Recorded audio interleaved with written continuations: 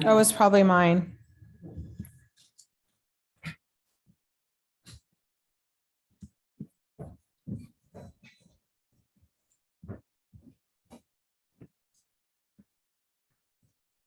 I just got my brush for Christmas.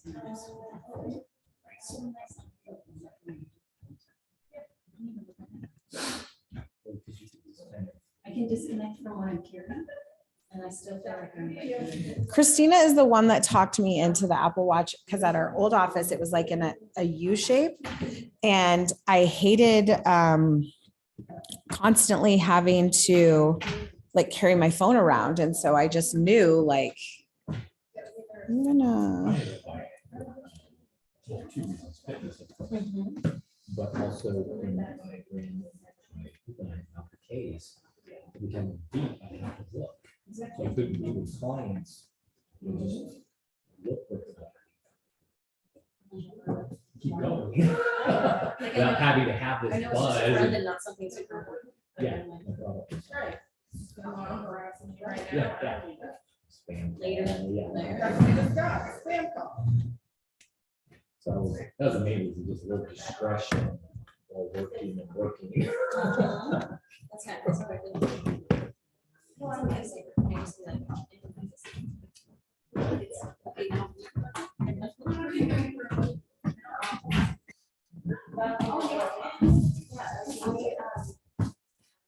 Basically, no, it's another. Design. And then we took a couple classes, and I'm like, this is what you're doing. I see you. That's the same with my daughter does weekly, so. Oh, yeah. But they are, I will be like crazy moms there. I remember every year because there's nothing better. Yeah, nothing better. She was super shy. And didn't talk to anybody. And the first year we put her in the Mrs. class for pre-K. So we put her in summer camp and she just, shy. Oh, yeah. Adam is phenomenal. He is amazing. Yeah. Adam. And Danny. Love him. You know, I think it's really tough on them. Stay with them.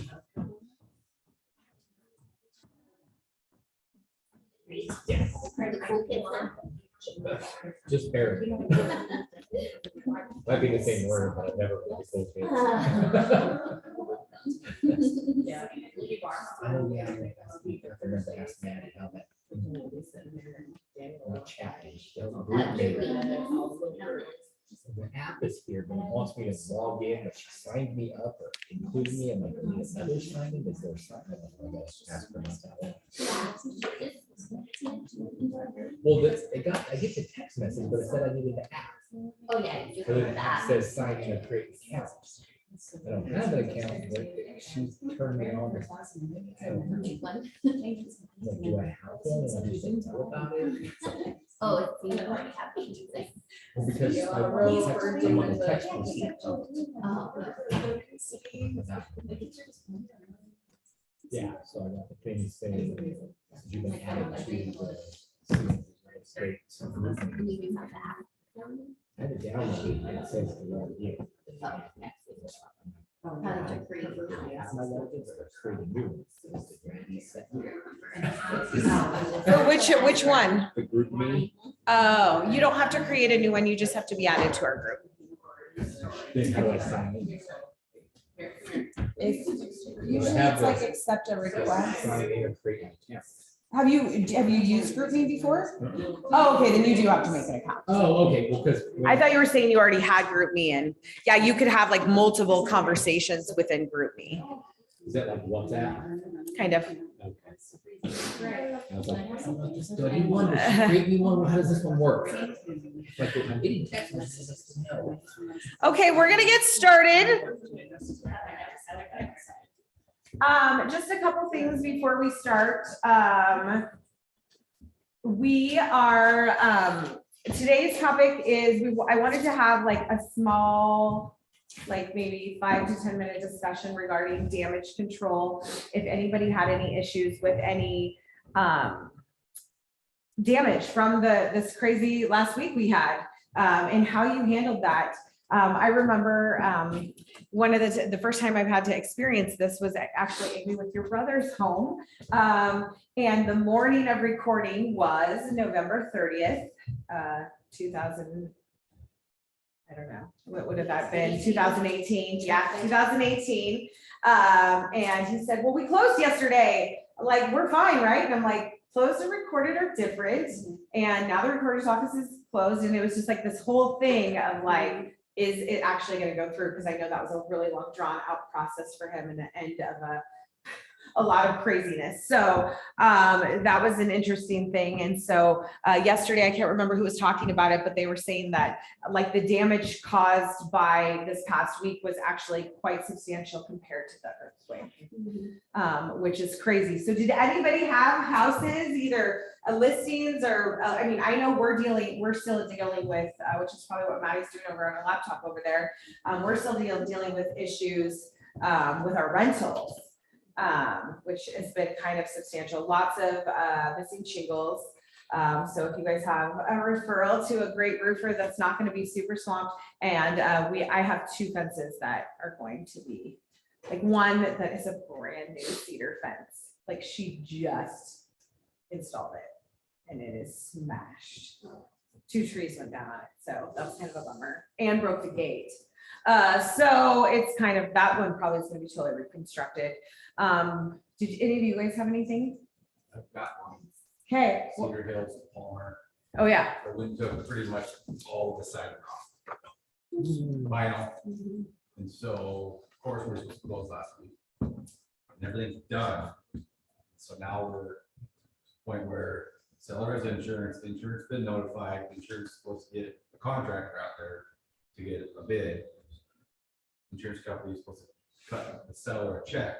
But that doesn't help the fact that we have a seller that has to sell to buy his other house and a buyer who is pissed because they thought they were going to be the last Tuesday, had contractors scheduled to do work.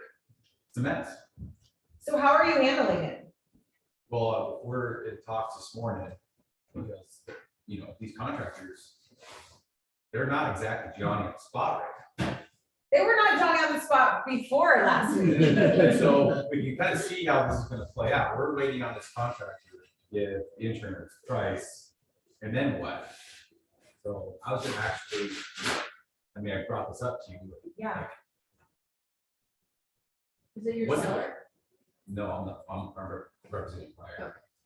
So once we have that dollar amount, what's the best way to handle it? Is it outside closing? The seller and buyer handles outside of closing, we escrow the title, because the lender already said they will not escrow anything.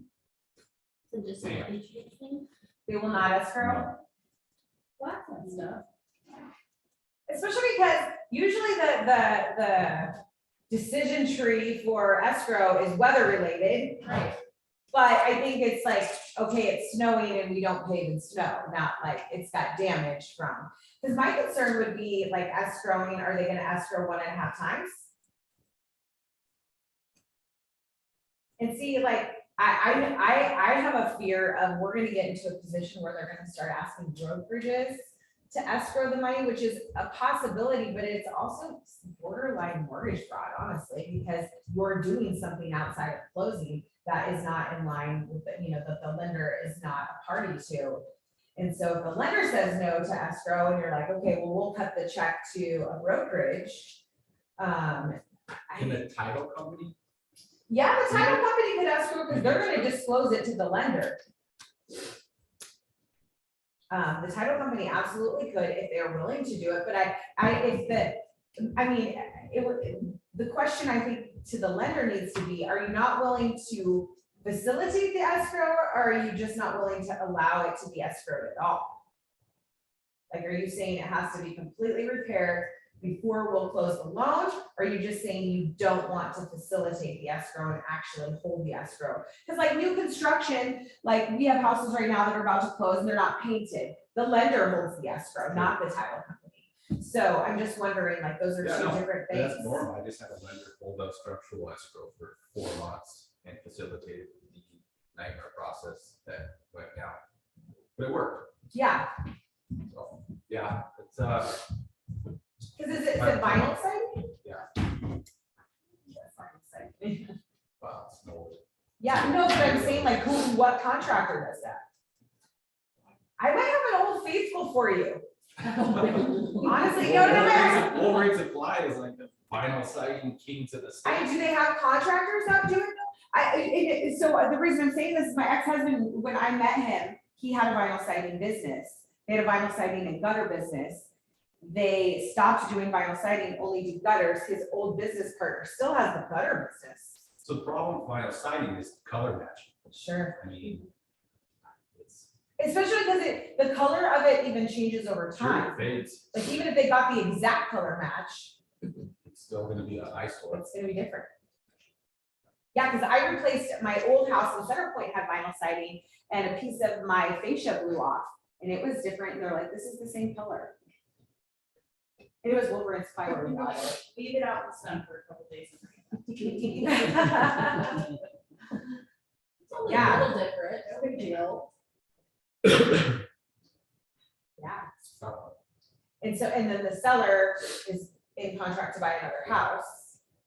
Which is, I mean, probably advantageous to your clients because hopefully they're going to be like on the spot, like calling anybody and everybody pulling out all stops. We haven't been so far. But again, this is a pretty unique scenario. Still. Plumbers, contractors. There's stuff there. I can't even pull plumbing cards right now.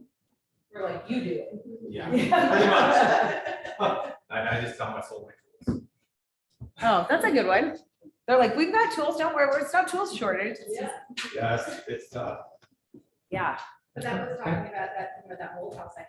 That was the problem was we couldn't get anybody out there, contractor out there before we needed the roads.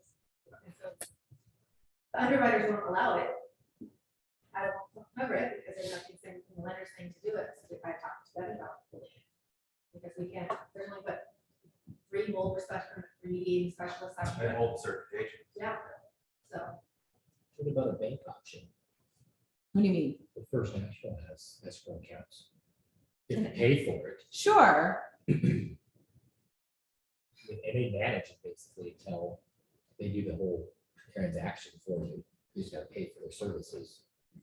Right. I still think that if the bank is saying no escrow, then that's still a problem. That's not any different than me holding it.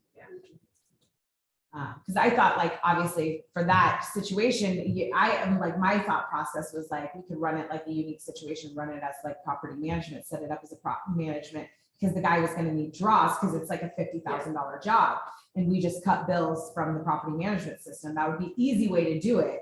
But like, I mean, we can't get into a thing where we're doing this for like 20 houses, like, Well, and ours also, we're like up against the tax stock, the house is gonna get foreclosed on because of the state sale, blah, blah, blah. So. So let me ask you this, would it be illegal or wrong if the buyer and seller sell the price reduction on the home, closing costs? in lieu No. of?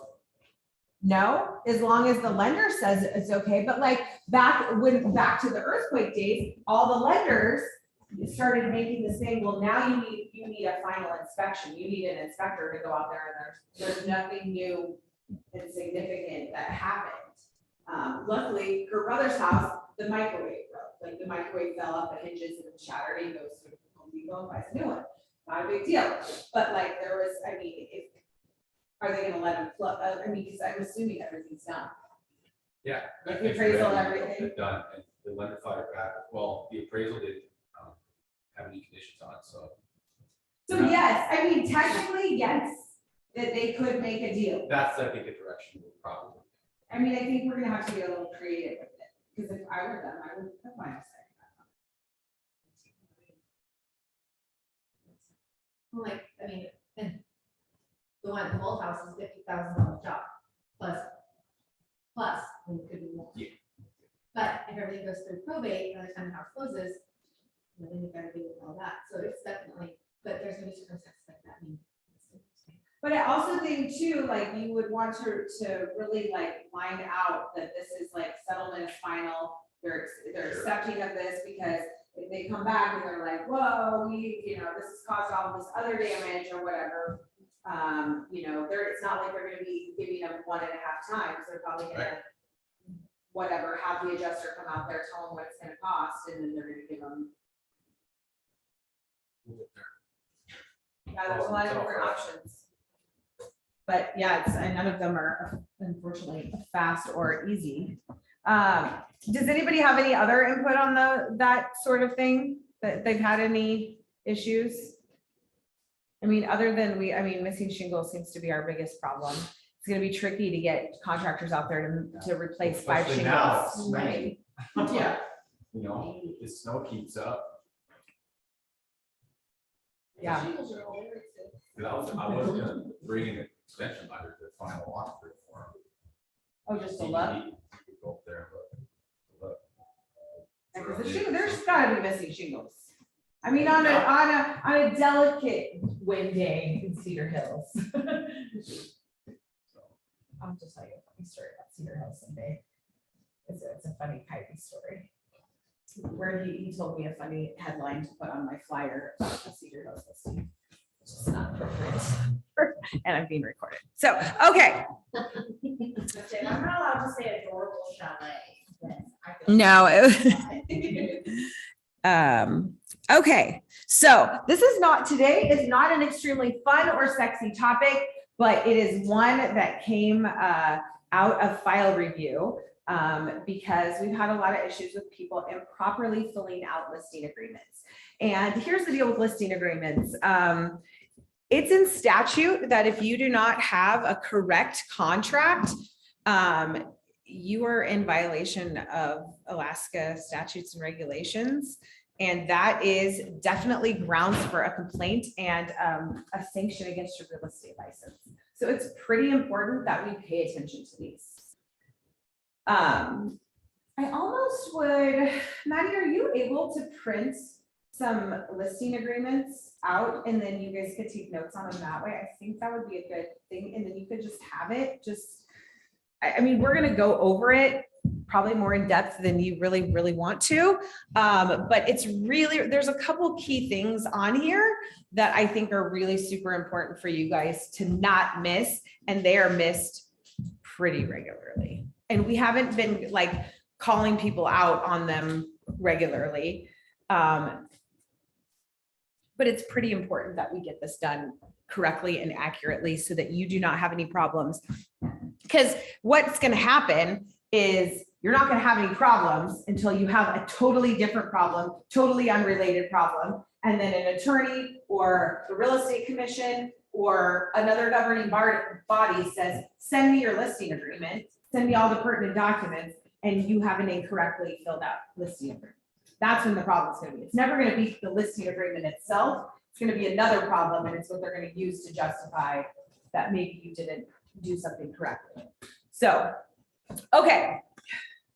So here's the first section, and I broke these into sections. This is the first part. Not sexy stuff, guys. Sorry. I don't know I can't remember what next week's topic is. Hopefully it's more exciting. What is it? We're just talking about it. I know. We'll think of it. Hopefully it's more exciting than this, but this is important stuff. Like honestly, none of the other stuff, the cool stuff, the flashy stuff, the fun stuff matters if you get in trouble and can't practice. So this is the form we use when we are securing a listing. You cannot market a listing, put a listing on your Facebook as coming soon. You cannot represent in any way, shape, or form that you are trying to sell this listing without this form filled out.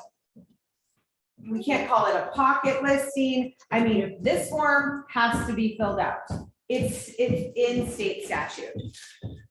So exclusive right to sell, whoever the seller is, the seller's name, we learned this from entity hacking, the entity hacking class. If you guys were here, that that has to be everybody who is entitled to the property. So if they're like, you're just having this conversation, Mr. and Mrs. Jones, well, Mr. and Mrs. Jones are divorced now, and Mr. Jones got the property in the divorce. Mrs. Jones's name's still on the title, still's got to sign the document. And her name still should be listed as the seller unless you're able to get them to do a quitclaim deed. Otherwise, Mrs. Jones has to sign it. If she doesn't, if she refuses to sign it, then we have to go a little bit of a different route. It's a trust. You A put the trust. name of the Trust, Trust. doing business as, or. You put the name of the trust, and then you make sure that you have those trust documents saying who is authorized to sign on behalf of the trust. Yeah, if it's an estate, same thing. The estate of Mr. Jones, Mr. Tom Jones, or whatever, and then you have your documentation, because you're gonna need it anyways for titles. You might as well gather it up front. It's not, you know, very, very fun to scramble and try to gather it at the end. Basically, to have that up front. So who is authorized to sign on behalf of the estate of Tom Jones? Grants, Signature Real Estate Alaska. Hereinafter called brokers, designated licensee. If you are gonna co-list this with somebody, both of your names should be on this. We've seen that. Both of your names should be there, listed as designated licensee. The sole and exclusive and irrevocable right commencing on date, whatever the date the listing is going to start, and expiring at midnight on whatever the date the listing is going to expire. What is one of the key elements of a valid contract? Start and an end date. We see a lot of these. There's already 21 on your end date for your contract. Yeah. That's how the contracts are. Maddie's just here to take jabs at you guys. Because now she's doing file review. Yeah, it is not actually a valid contract if this is not filled out, and we see people all the time fill these out. And they're like, well, we didn't know when it was gonna go on the market. Well, there's a way to deal with that, and it's not leaving these blank. You could leave it blank and go back and fill it in later and have the party's initial. That's one way. That's not really the right way, but it's better than leaving it blank. We are in most of the time, I mean, there's a couple options for recording districts, obviously. We could, most of the time, you're probably gonna be in the Palmer recording district, so you could be in the Anchorage recording district. Talkeetna has their own recording district. If you're doing something on the peninsula, it would be there. So you wanna make Chitna has her own. Chitna, I've never even been to Chitna. I hope to never be to Chitna. You can bring me fish from Chitna, but I've never been to Chitna. I heard it's really dusty. They've got a bar, You and a liquor store, never know that. and that's it. It's always an It's option. There's a bar. You can have an antique store and they're making good ones, right? The one place that's on my bucket list for this year is Soldovia. I've never Oh, been there. I've that's always really wanted to amazing. go there. I tried to go there one time, and then the fast ferry like went out of commission or something, and we tried to get a plane, but there were 5 of us, and the plane could only take 4, and we don't want to get 2 planes. So, zip code, whatever the zip code of the property is. City, state, recording district, whatever. Address is the physical address of the property. Legal, obviously the legal description. You know all this stuff. That part people get right. 99% of the time you're getting that right. The next part is where it gets a little tricky. So seller hereby, and this is what they're authorizing you to do. There's 4 options. 9 times out of 10, you are going to check 1A. That means, that says, and I'm sorry to read this verbatim, but like, it's amazing that people don't know what it says. Authorizes broker to commence marketing, showing and publication of the property data in the AKMLS. So that means like, you're going for it with the listing, full speed ahead, we're not waiting, and it's starting on the date that it commences. Like, as of that date. So, does anybody know what the MLS rule is from that date? If you check A, let's say the date is January 10th. Is it January 10th today? The 11th. Okay, let's say January 10th. It's just easier that way. January 10th starts the listing. We check A. How many days do I have to put that into the MLS? 3. not 14. Okay. You have to check grade 14. But Jeremiah. That's why I was class. Yeah. Not 14, 3 days, Which is. Oh, and expiring at midnight on whatever the date. how can you even possibly go to a listing appointment, schedule photos, do all that in 3 days? Oh, That's what beats. We're me. gonna- no, but you could write, this listing's gonna start on this day. Oh, gotcha, okay. Like the listing's Yep. gonna start, so I just took a listing, the listing's starting on Monday. And have them sign then. Whatever the date, the contract for you to, now, if you do it that way, you cannot market that property until then. No coming soon, nothing like that. There's options for that. But if you're gonna do it that way, you start talking about the listing on the date that the contract starts. Yes, If I understand it correctly as well, MLS says 3 days, NAR says 1. you might be right. Because you can no longer do any of that for NAR. So you have Check the code of ethics on that. you have 24 hours to do it now. It's the new. 'cause you I can't have- actually do kind of remember have something, pocket there was controversy between MLS and NAR code of ethics, so we'll get Maddie on The researching on trick is that. to list it on Fridays with all weekend. Because it's business days? business Oh, days. tricky. Yeah, you get Well, one that's business kind day. of marketing too. Lots of people, and it's just for pictures, put that delayed marketing, and it's a day or two or a week or whatever. Sure. And just say, we're waiting on the photographer, like in that little, why are we delaying? Yep. Lots of people. It's just that. And that's like a prudent thing to do, because then you can't have somebody kind of come in and try to swoop in your listing, because it hasn't actually started yet. B, authorizes broker to commence marketing in coming soon status in AKMLS prior to actively showing the property. We're gonna talk about that. C is authorizes broker to delay marketing showing the publication until whatever date, and this is the reason why. That's what Maddie's talking about. Like, so you sign the date, January 10th. We're not gonna put it on until January 17th because we're waiting for her to clean the carpets. That would be a safe way to put that date immediately, and then whatever. Does anybody schedule the photos right in the listing appointment? I do. I do it right on their website, right there. Like, you can even do it on your phone. Like, I just said, like, what works for you? Because I like DMV's website where they pop up now, where they have like the options, like, here's what they have, like, their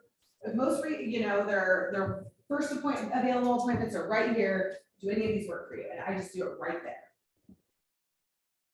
Because then it's kind of like in their mind, like they're already, like, they're not gonna like get some wild idea where they tell their friend at work, and they're like, oh, my daughter just got licensed or whatever, and whatever. You just kind of get it as much done right in the appointment there. Coming soon, option B is different than C. Delayed marketing means I'm not gonna market this property, but I'm not gonna put it on the market for a few days. And we're gonna look at the delayed marketing form here in a minute. Option D is one that is rarely ever seen. Requests the property data not be placed in AKMLS, but authorizes the broker to commence marketing and showing the property. So I've had this happen one time in my career, and I'll tell you why. So it was a subdivision that the guy, he was retiring, and he had like a 20-acre parcel, and so he broke off a section of his house, and then he broke off 7 more lots. And he wanted me to list the house and one of the lots. And then we sold the house immediately, and his accountant said, don't sell any of those lots until next year for tax reasons. And so so it was kind of a bad time of year. It was like Christmassy time where we typically got slow. And so he was willing to sell the one lot next to him, because it also wasn't that great of a lot, for $40,000, but he didn't want anyone to know that he sold it for $40,000, because he was going to list the ones in the spring for $55,000. So that's why he wanted to do it. He didn't care about anything really, just he said, you can market it, but I don't want it in the MLS at all. And I just called the builder and they bought it right away because it's a duplex lot in city limits. That option is typically not used. And the reason is, once you have them check D, they cannot list it in MLS for 180 days if they change their mind. Which it doesn't Get say, it in writing that they changed their mind. that's what MLS rule says. Now, how would they ever know? I don't know, but that is what the rules say. Yeah, you don't have no money with the- Right. going on the market. Right, but that is what the rules say.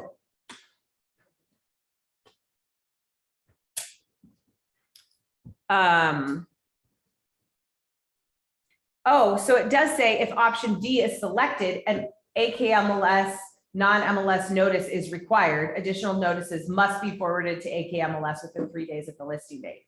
I'm not sure still how they would know. I mean, because maybe you would still be marketing it. Right. People are like, hey, she's marketing this property, can't find it anywhere. Oh, I got something on that for you. Okay, So it says, this is in code of ethics, right? yeah, it's listing procedures, listings of real or personal property of the following types, which are listed or located within the service area of an MLS, and our participants of the MLS shall be delivered to the MLS within, needs to specify within how many days, usually 48 hours after all signatures have been obtained. But it says you just have to specify how many, and then multiple listing service shall not require a participant to submit listings on a form other than the form that they usually choose to utilize.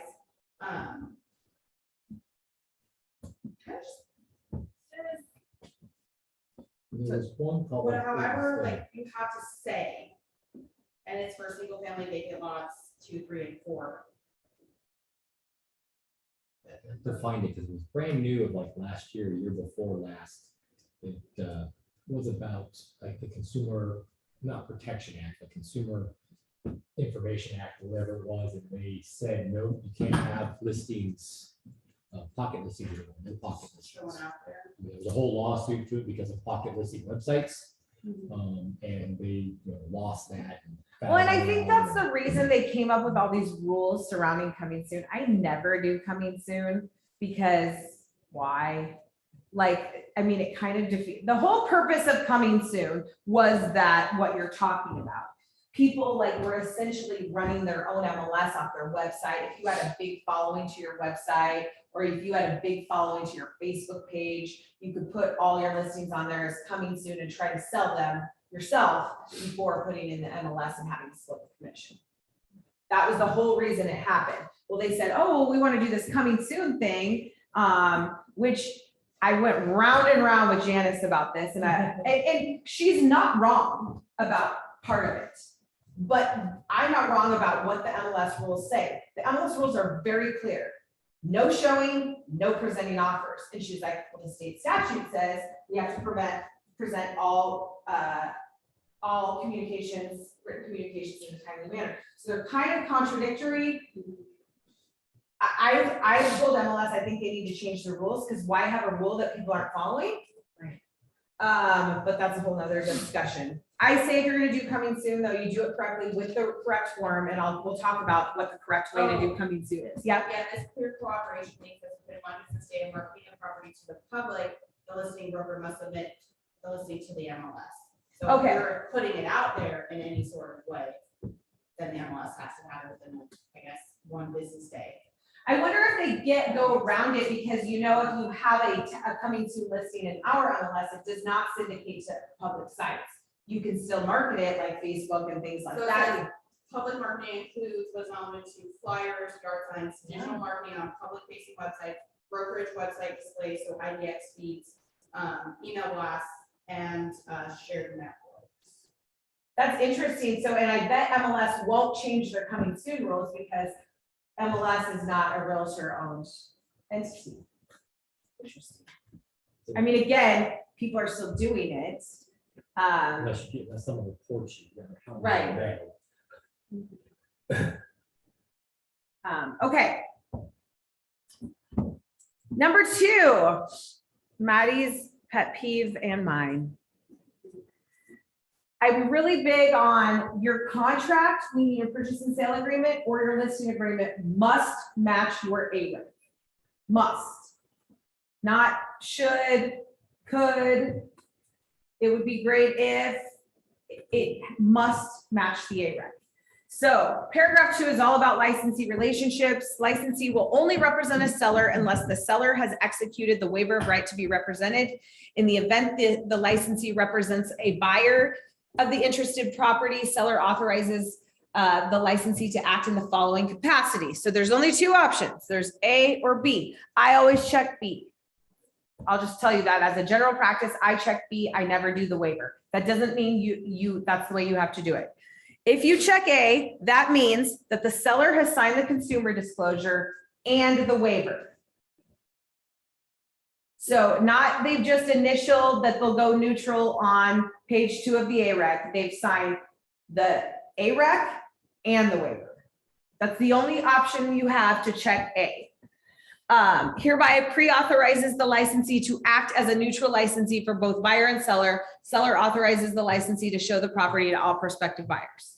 That's kind of like, you can do anything and everything. You're all good to go. You have it pre-authorized. You already have the AREC and the waiver in the file. Then there's option B, which seller has signed the Alaska Real Estate Consumer Disclosure, but has not executed the waiver of right form and does not pre-authorize the licensee to act as a neutral licensee. Seller understands that the licensee will not show the property to any buyer who is represented by the licensee. So the key word there is what? Represented. So can I provide specific assistance to a buyer and still show that property? Light bulb just went on, sorry. Huh? Some light bulb just went on. Okay, good. Yes, you can, but you cannot go neutral under this. Now, people are like, well, you could go and amend everything. Can you? There is nothing in statute that says you can't. I don't like it. I think you need to decide right at the time you take the listing, before any buyers are involved, any transactions are involved, how you are going to be in relationship with your client. This is how you do it. Because if you were to go back and amend your AREC, no one is going back and amending their listing agreement. I can 100% guarantee you that, which is a problem. So you either need to say, yes, we're going neutral, you have it pre-authorized, we've signed the AREC and the waiver, or you need to say, I'm never going neutral, and in the event I'm going to show this property to a prospective buyer, I'm only going to provide them specific assistance. Does that make sense? Okay. Do not leave this blank. That's another thing people do. We don't really know, or we're lazy or whatever. No, you always have to check A or B. And we're going to start to get to be sticklers on this. And it's going to get annoying. If you just do it the right first time, no problem. Okay. Terms, the listing price shall be. We used to have an agent that worked at this office that their kind of practice was they would have them sign the listing agreement prior to them agreeing to the price. I thought it was an interesting concept. She said, it doesn't matter what the price is going to be if they decide that they don't want to work with me. I agree with that. Interesting concept. That's fine. But you have to go back and fill out the price here and have them sign or initial next to it. I don't really like that. I don't really like that option. Sometimes people are like, I want to get the listing agreement signed, but I don't really know the price. That's fine if you fill it in later, but they need to initial buy it. It's going to be really difficult for me to verify when the sequence of events for that. So I would just like you to just fill it in. Payable in cash or other terms acceptable to the seller. Broker is authorized to accept and hold earnest money deposits on behalf of the seller and prospective buyer. Number 4, this is a paragraph probably everybody ignores. Seller warrants that the seller has the right to sell the property on the terms herein provided and agrees to furnish and pay for a policy of title insurance showing marketable title to the property. Have you ever had a seller say, I'm not paying for the title insurance? I've had it happen before, not regularly, but I also think we need to say this agreement obligates you to provide an owner's title policy for whoever buys your property. We're not going to be doing this by quick claim deed.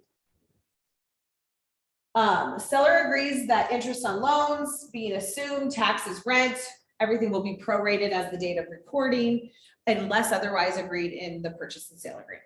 That kind of goes without saying, that's also in the purchase contract. Number 5, how are we going to get paid? You guys are really awesome about this. My old brokerage had issues with this part. So your total commission is what you're going to put right here. Well, and we are all of the same brokerage, so we can talk about commissions without violating antitrust. If we had somebody from a different brokerage here, we couldn't discuss that. Let's say 6%. We're going to put 6% here of the sales price. Or if there's a flat fee, that's an option. I just did a deal actually with Janice where I got paid a flat fee for bringing a buyer. It was an interesting, it was a lot. Thought that was interesting. She's always shaking it up. She's always pushing the boundaries, always doing something wild. It was about equal to what you would normally get paid on a land sale anyway, so whatever. Of which the cooperating broker is to be paid here. So let's give the example of 6%, but I'm going to keep 3.5 because that's became a practice. And I'm not going to get into a debate whether that's right, wrong, or whatever. You are not disallowed from doing that here if you would like to do that. There's a lot of differing opinions on that. People are like, well, it should be split 50-50. I'm like, why? Because that's what's fair. Why? So I'm not going to go down that road. I split my 50-50 99.9% of the time, but I see a lot of people do 3.5, 2.5, things like that. It doesn't really matter as long as the sellers agreed to it. So what I've seen is where the problem is, you put 6%, you offer 2.5%, so you're keeping 3.5%, but you've left this blank. That's where the problem is. So you need to make sure that you fill this out. That was a regular problem with my old brokerage. What are your thoughts Can I go on back up to variable? number 3 super quick? Yep. I was distracted. This doesn't happen very often, but I have seen it. If you, for whatever reason, you and your seller have not decided what the purchase price is gonna be, and you write like TBD or something in there, if you don't go back and put a purchase price and have your seller initial that, I'm gonna reject that for you, because TBD can't just be TBD. I gotta have something that shows your seller knows how much you are putting it in the MLS for. So that has happened a couple of times. Just because maybe the seller's unsure and they want to decide on the list price, just go back and tell them. Just push it back. Okay. Your thoughts on variable rates? Variable rates, we just had a big conversation with this at the Code of Ethics class yesterday. I think variable rates are okay. Do you guys know what they mean by variable rates? I do not. So it's kind of an old school practice. So if you get like a really old school guy that's done a lot of real estate, they're like, well, what if you bring me the buyer? Say, I'm gonna charge you 6%, but if I find the buyer, whether it's neutral or specific assistance, I'm gonna only charge you 4%. Or something like that. I mean, but if that exists, there's a couple things. You have to check, there's a box in the MLS when you're entering your listing that says a variable rate exists. If somebody asks you if a variable rate exists, you have to say yes prior to anybody writing offers, so that it can basically evens the playing field in the event of multiple offers, that they know you have the ability to play with your commission in order to play with the commission. Well, it's more of a, yes, playing with it, but if you're going to give up 3%, 6%, let's say you find the buyer, now you're getting 4%. Instead of just getting 3, you're getting 4. Right, So why charge the seller more money when you're going to get paid more for Right. bringing the buyer and the seller? right. And it saves the seller money. And it would be more advantageous for the seller to accept your offer than Jessica's offer, who it's not her listing. And it says that they have to pay Jessica 3%. So if you guys submit the same exact offer, but it's your listing and you have the variable rate commission, it's only fair that Jessica knows you have the variable rate commission And you have to mark that in. in MLS, Right. in MLS. That's where it's And the variable. fine for not doing that from MLS is huge.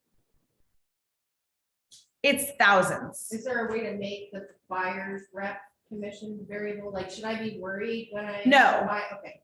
No, it's more on the seller side. Because a buyer can't, it's more on the seller side.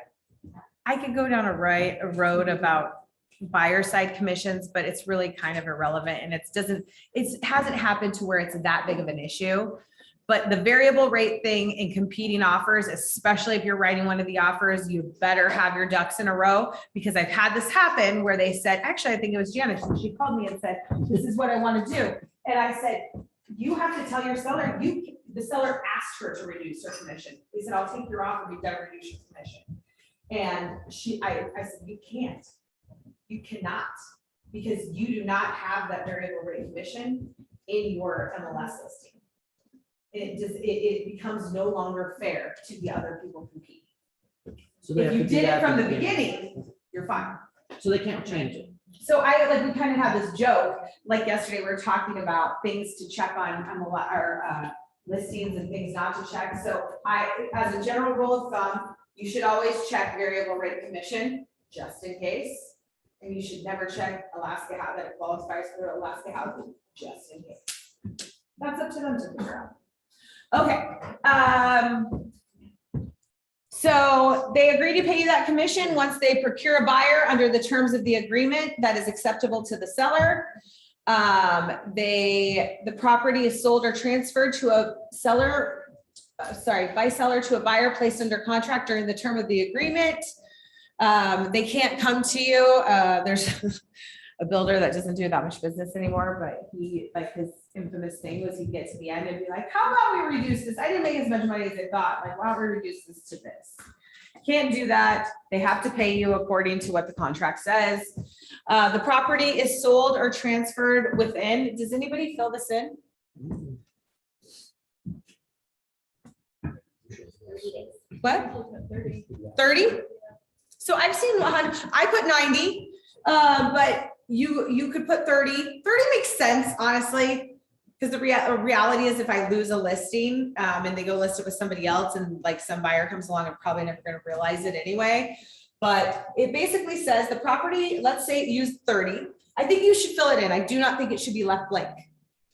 The property is sold or transferred within 30 days after the expiration or termination of this agreement to anyone who has shown the property through the marketing efforts of the broker during the term of this agreement, provided the property is not sold or transferred through another subscriber of the AKMLS. So if the listing expires and then they go list it with somebody else, you really don't get that option. But I have had it happen one time in my career. I was working with some buyers that were police officers, and it was summertime, and I showed them the house. They're like, yep, we want it. Well, they realized while they were there that the other guy was a police officer too.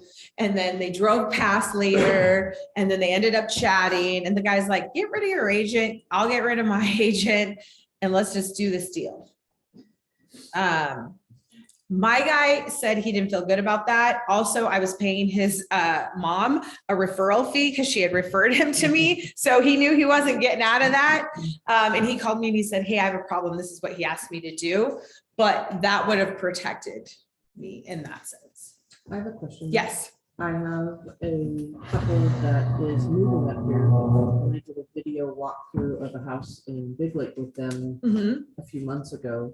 The listing expired the day before we did the video walkthrough, but they allowed us to still do the walkthrough.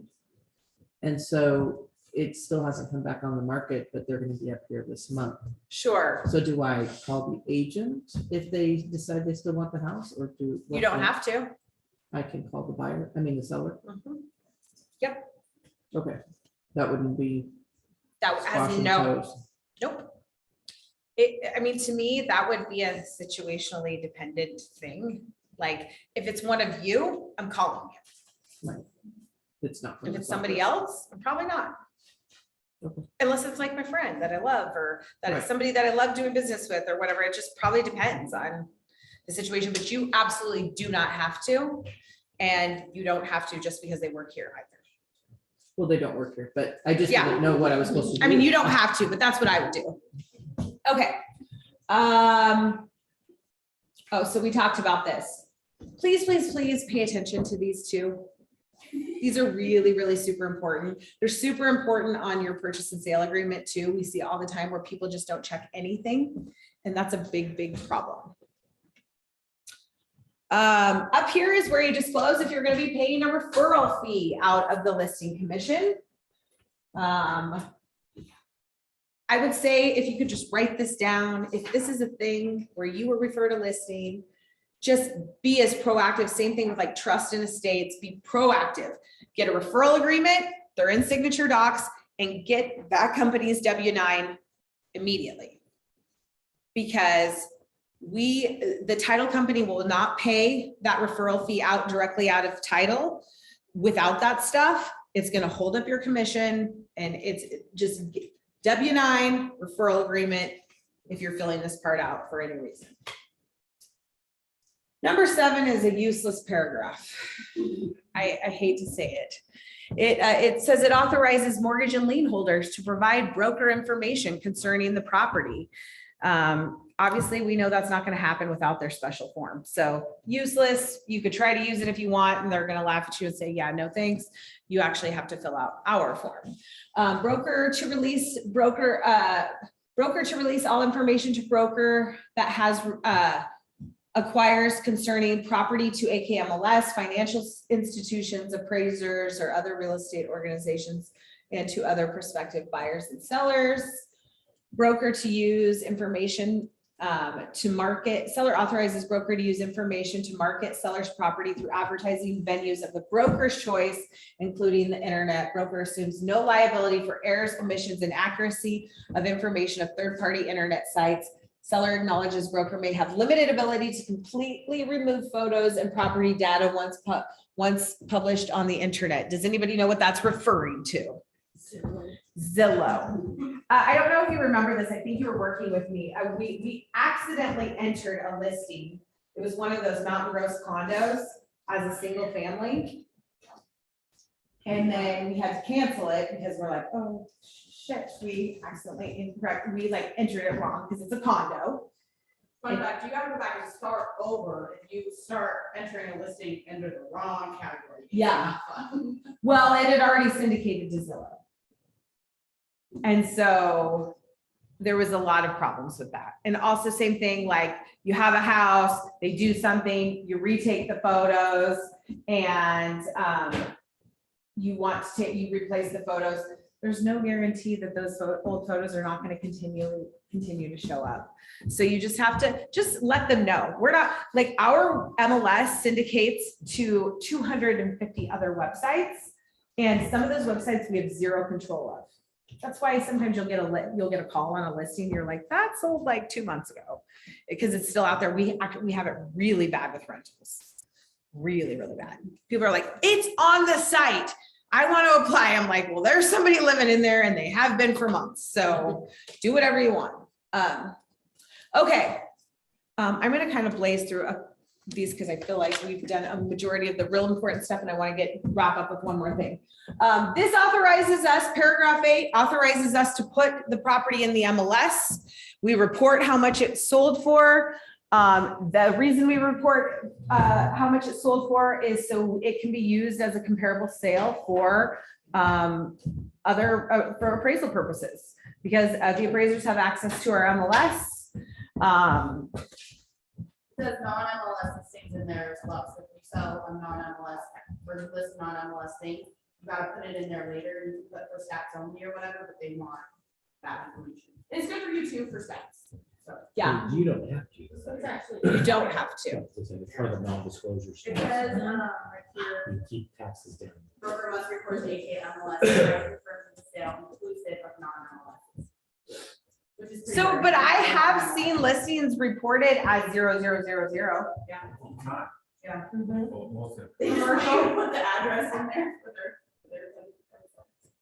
Sign and lockbox, seller authorizes broker to install a for sale sign. Broker is authorized to install a key safe for the property for the use of AKMLS subscribers. Neither broker, AKMLS, or subscriber shall incur any liability for loss, theft, damage, or any nature or kind whatsoever of the property and or personal property. So make sure you have a conversation with them about that. Also, there's an additional form in the MLS for tenant occupied properties.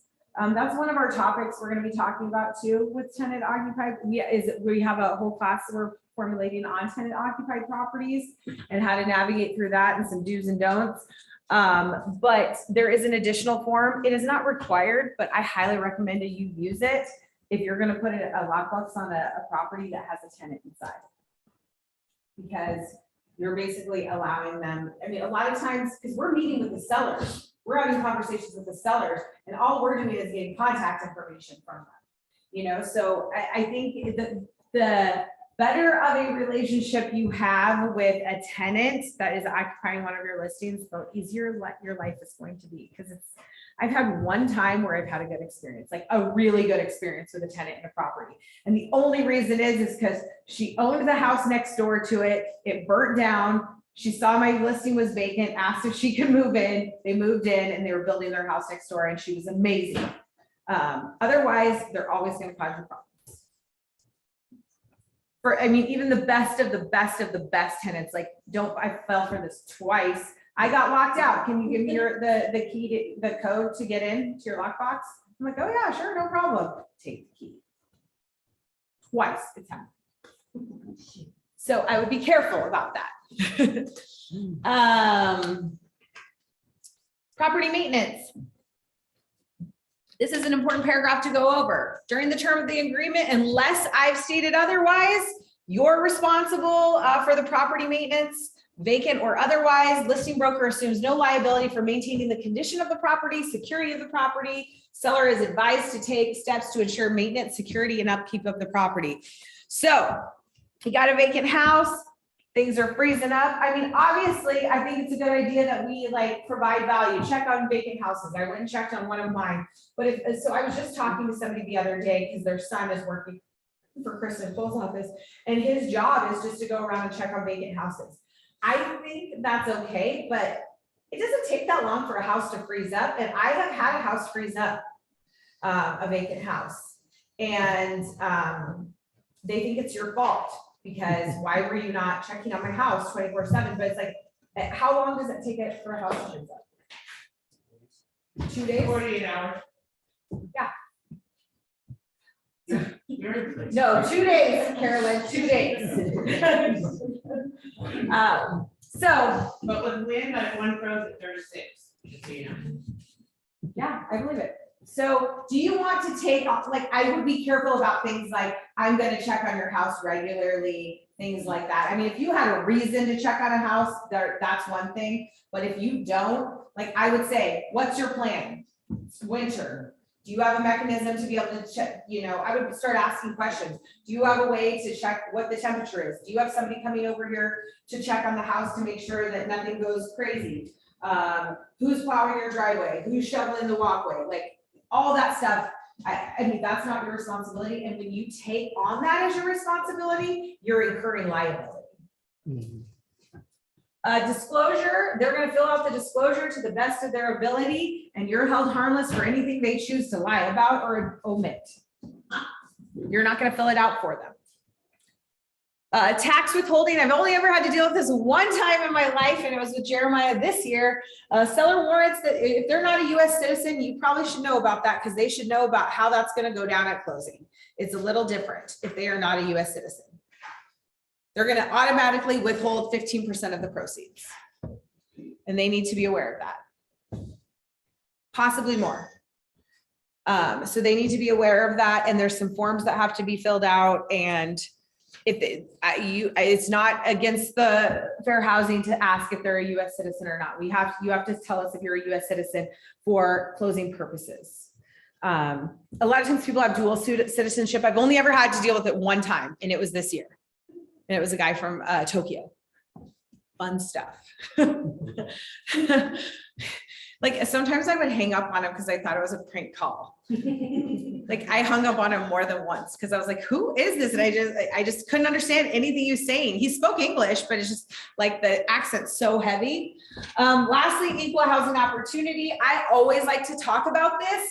I cannot discriminate against anyone who wants to and is qualified to buy your home. If you ask me about details like, hey, is this a family? I really want a family to buy my house. I can't answer that question. I can't ask that question. If, you know, two names come on that seem of the same gender, I can't ask if that's a couple of father, daughter. I can't ask any of those questions. I mean, we can't ask now, like, oh, that seems like a Muslim name. None of that. I mean, we cannot ask, what's the latest one? About breastfeeding. We had a tenant. Is she gonna have a job after her baby is born, or is she gonna breastfeed? And I was like, Yeah, what's her breastfeeding plan or something like that? Yeah. So none of that. We abide by fair housing laws here. Anybody that wants to buy your home and is qualified to do it, we have to, and if you're not okay with that, can't work for you. This is a legal binding contract. So if somebody breaches the contract, the other party has the right to go after attorney fees and expenses. You agree to mediate if a dispute arises. The cost will be shared mutually between the parties. It's $300 a side. You agree to mediate. That's also in our code of ethics. Have them sign this, fill out their information. It's helpful if you fill out that information in the event that you disappeared or you got really sick.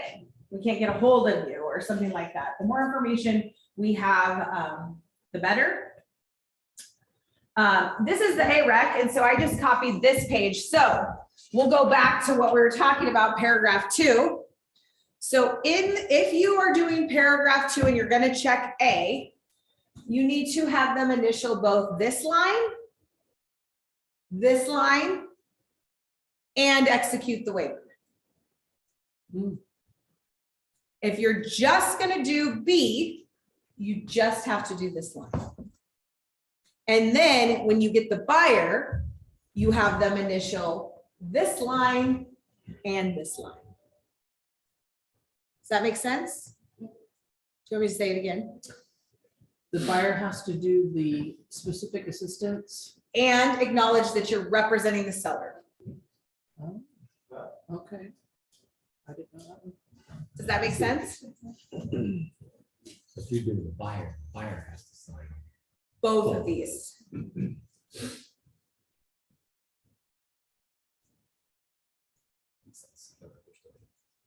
Okay. Last thing. This is if you are going to check option B or C under, what was that, under the first paragraph? B or C, delayed marketing or coming soon. This is basically talks about what that means. If you're going to do C, which is the delayed marketing, you don't have to do anything. You just have to fill that out. But if you're going to do the coming soon, you have to write in here when the date would be the listing would become active, which is no later than 15 days from the date you take the listing. So you'll see, like when you look at coming soon listings, you'll see the date in there in private view when it's coming for sale. And then you fill out their information. This page is obviously longer, and it has a place on there where I have to sign it too. But if you're going to check, I think you only need this one if you're going to check option B, not option C, is what Debbie told me. It says C or D. Does it say that? It says if C selected, the delayed marketing notice is required. because I think if you select Hold coming soon, which is B, D, you have to yeah. select C also, so that you can put the date in there. Oh, okay, so you're checking B and C. Yeah. But if you check B, you have to do the delayed marketing. Or C, it says, option C is Sorry. selected in bold, But what if you just check C? delayed marketing notice required. I think you have to do it if you just check C or if you check B and C, because you can't have Okay. B without C. C. Okay, learn something new. So if you check C, you have to provide the delayed marketing notice. If you check B, you have to check C Put the date in. and do the delayed marketing notice. It's just silly. It's only like, if, I think it will change. Right now, I don't think it's necessary. Like the inventory is so low, the buyers are so abundant that I don't think it's necessary. It's not always that way though. Like if our market goes more of a balanced market, maybe it's a hot listing in a hot neighborhood where even though it's not the greatest market, there's gonna be a lot of interest. Maybe you would want to choose coming soon to kind of give that time to build the interest. So they're not just accepting that first offer. You know what I mean? I think there's times where it works. I don't think this market is the market for coming soon. That's just my personal opinion. It doesn't mean you can't use it. Any questions? I only have one question, just your opinion. On number 9 with the lock boxes. What's your thoughts on the redundant form in the MLS for authorizing lock boxes? That's the only time I would use that is with a tenant. That's where I was talking about with the tenant. Yeah, I don't think it's necessary unless there's a tenant. And I think it's a really prudent thing to do if you have a tenant in the property. Because I would want to know if a tenant's gonna I've had tenants threaten to cut them off, like for $125 to replace or something like that. Yeah. Just don't list tenant. I'm just joking. We're gonna do a class about that because there's a couple things you guys really need to be aware of. Bonnie has an absolute nightmare going on with it right now. Lock boxes? No, with a tenant occupied property. An absolute nightmare. Luckily, the client is her son. Next week is net sheets. So that's- Oh, okay, net sheets. Yeah. So, If we're representing a buyer and they're buying a FISBO, do we have to disclose that sale to the MLS? you do not have to, but you could.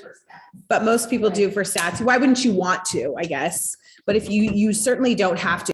Let me tell you why I would recommend, you need to get their permission. Right. And let me tell you what, I would not do it until it closes. And because I just had a nightmare with that damn house on Finger Lake of people calling me left and right. They'll give him $200,000 more. I'm obligated to tell my seller that, but he's also in a contract with another person to sell the house, and they were friends, and he wasn't gonna, he wasn't going to stop the sale or try to jeopardize the sale in any way. But it's just, I would do it at the very end for stats only. And I thought about doing that at the very end, and that's what I should